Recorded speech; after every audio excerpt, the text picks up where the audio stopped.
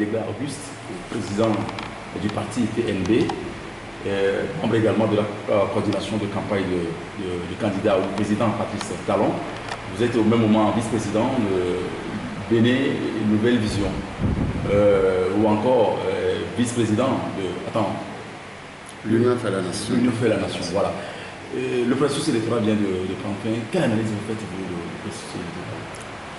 C'est un processus électoral qui a une fois de plus démontré toute la maturité politique du peuple béninois, puisque depuis l'amorce du renouveau démocratique dans les années 90, le Bénin a honoré l'ensemble de ses élections, tant présidentielles, locales que législatives, et d'une manière générale, depuis maintenant 25 ans, l'ensemble des scrutins se sont déroulés dans la paix totale, sans aucun incident majeur, et nous saluons cette vaillance du peuple béninois qui nous a permis de vivre le 6 mars, une journée extraordinaire où les électeurs sont massivement sortis voter dans la paix, le calme, la quiétude et la cohésion sociale. Les résultats ont été rendus 24 heures après par la Commission électorale nationale autonome, la Sénat. Ce résultat a été salué par l'ensemble des acteurs, l'ensemble des candidats en liste, dont le challenger Lionel Zissou, qui a officiellement appelé son candidat pour le féliciter pour cette large victoire, malgré qu'il a été battu à près de 66% des votants. Donc vous voyez bien, la démocratie béninoise se porte bien. Cela à l'actif du peuple béninois, à l'actif de ces institutions qui ont, malgré un certain nombre de dysfonctionnements préélectoraux, ont pu transcender, préserver l'intérêt du peuple béninois et ont pu assurer une parfaite organisation de ces élections où le peuple sort victorieux. Voilà, comment votre candidat, M. Patrice Talon, a accueilli cette démarche du candidat Lionel Zissou? Le président Patrice Talon l'a accueilli très favorablement. Il l'a dit, ça élève l'homme, le Lionel Zissou, à la statue d'un homme d'État. Et cela renforce le président Patrice Talon dans son estime qu'il a pour le candidat, malgré qu'il est son challenger, qu'il a été son challenger, et démontre combien de fois le Béninois, quel que soit le bord politique dont il est issu, est souvent préoccupé par l'intérêt général et qui est mis au-dessus de tout. Le président Patrice Talon, lui, en s'est gré au président Lionel Zissou. Et je pense que les deux hommes vont collaborer dans l'intérêt supérieur de notre nation. Qu'est-ce qui a milité en faveur de votre candidat, M. Patrice Talon, sachant très bien que Lionel Zissou aussi n'est pas une personnalité des moindres? Ce qui a le plus milité en faveur de notre candidat, c'est parce que le président Patrice Talon a, depuis les années 90, sans être dans l'arène politique véritablement, accompagné tous les acteurs politiques, d'une manière directe ou indirecte. Il a accompagné la classe politique, il a accompagné la gouvernance politique, il a accompagné les gouvernements dans la réalisation de leur programme de gouvernement. Il a pris beaucoup de temps pour connaître un peu les arcanes de la gestion du pouvoir. Et par ailleurs, vous savez qu'il fut grand artisan du secteur agricole, notamment dans le lourd investissement dans le secteur cotonnier, et qu'il a investi du nord au sud dans les multiples campagnes durant près de 2 décennies, dans l'éclosion et l'essor du coton qui a atteint le pic de production avec plus de 450 000 tonnes dans les années 2010, ce qui plaçait pratiquement le Bénin en termes de 2e, 3e producteur de l'or blanc en Afrique. Donc tout cet état de fait, sa proximité avec les paysans, avec les producteurs, sa proximité avec les ouvriers, parce que sachez bien qu'il a des entreprises et des industries qui emploient près de 27 000 personnes. C'est le premier employeur du Bénin, il faut le noter. près de 27 000 personnes, dont 7 000 emplois permanents directs et 20 000 emplois indirects. Et ces éléments, qui sont quand même des éléments importants, ont fait de l'homme un homme d'État, un homme qui a eu une vision pour le Bénin.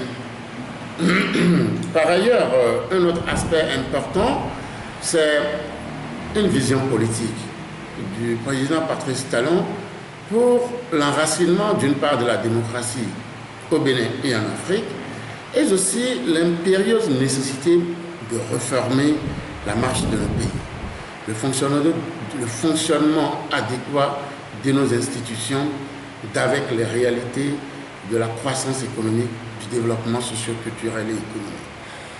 Il a constaté durant les différents, par rapport à l'exercice du pouvoir par les différents régimes qui se sont succédés, que les réformes ne s'opéraient pas sur le plan institutionnel, véritablement politique, mais on a assisté plutôt à la sacralisation des hommes au niveau supérieur de l'État, où le populisme était devenu, mettons, la méthode de règne, ce qui n'arrangeait pas véritablement ni le peuple ni son développement.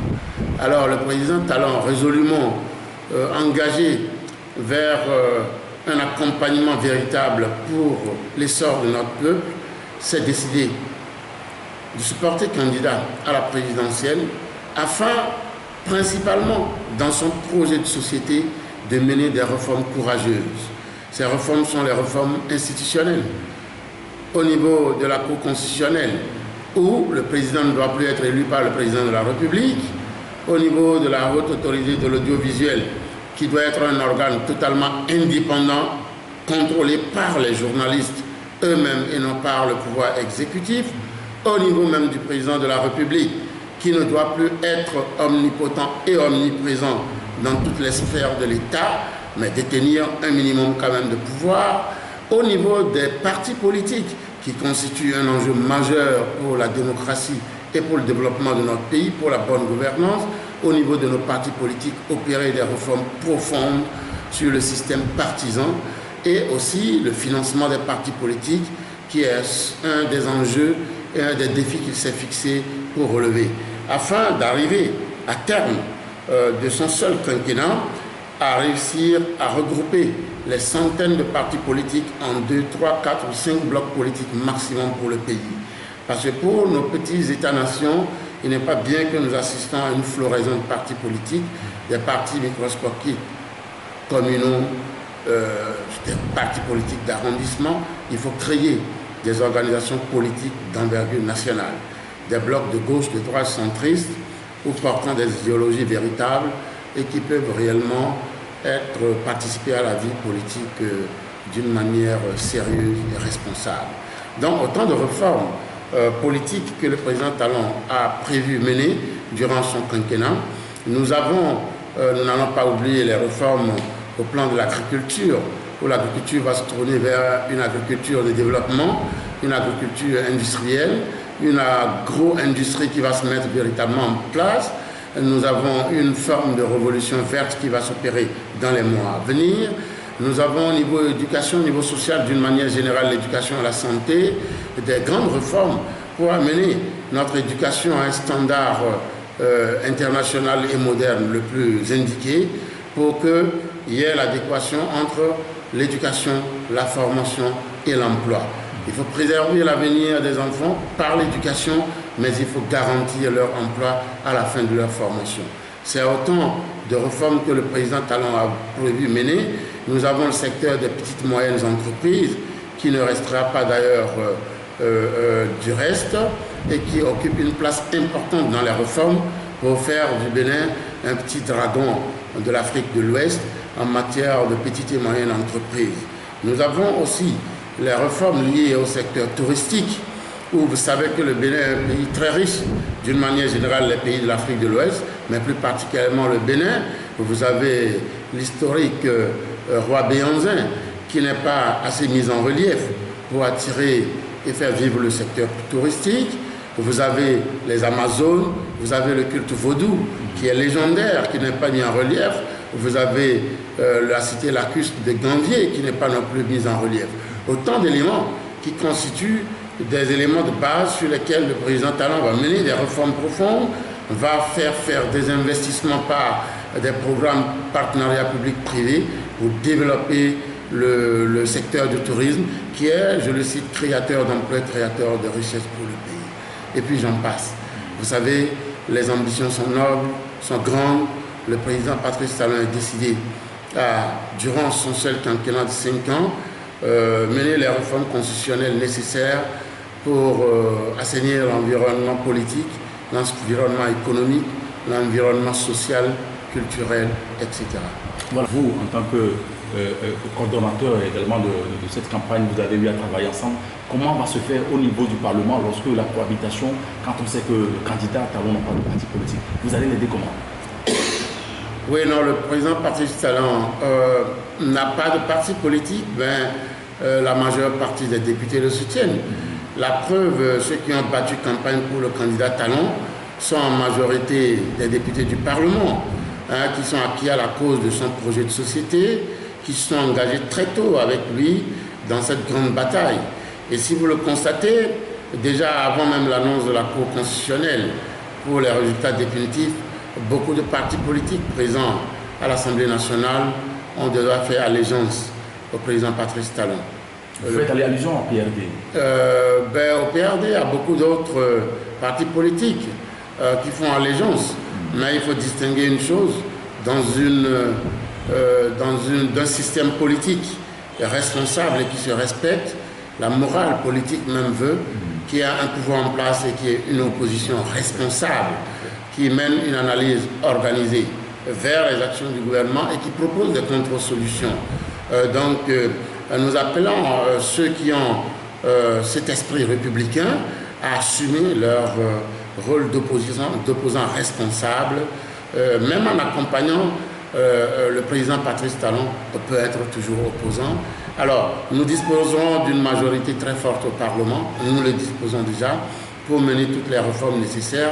Et dans tous les cas, dans un état de droit, dans une bonne démocratie, on négocie les lois avec l'opposition pour les faire passer au Parlement. Il ne faut pas seulement avoir la majorité. Ce n'est pas une bonne chose. Vous voyez aux États-Unis, le Congrès, malgré qu'il est défavorable au Barack Obama, il négocie des lois qui passent. En France, c'est pareil. Le Parlement est dirigé quelquefois par la droite ou la gauche est au pouvoir. C'est une question d'esprit républicain, de démocratie responsable. Aujourd'hui, nos États doivent se refonder et tourner l'orientation de leur politique plutôt vers le bien-être de nos populations, vers des réformes courageuses qui engagent nos nations, qui sortent nos États des États-nations pour les engager vers la voie des États véritables, des États qui se développent, des États qui gagnent, à l'instar des dragons d'Asie et à l'instar de certains pays en voie de développement. Monsieur le Président, apparemment, vous êtes jeune, vous avez énormément apporté. Si on vous appelait demain au gouvernement, vous direz quoi? Je suis au service de mon pays, je suis citoyen formé par mon pays, je suis acteur politique au service de mon pays et de l'Afrique. Si j'étais appelé au gouvernement, je jouerais ma partition à consolider et accompagner le projet de société du président Patrice Talon. Ce que nous avons fait durant 3 mois, les 3 derniers mois, à travers monts et vallées, forêts et villages, hameaux et pistes villageois, pour aller à la rencontre des populations, leur expliquer le bien fondé des réformes, du projet de société, du nouveau départ, qui est véritablement le nouveau départ, la renaissance de notre nation, notre cher pays, le Bénin. Monsieur Bidegla Auguste, merci beaucoup. Je vous remercie.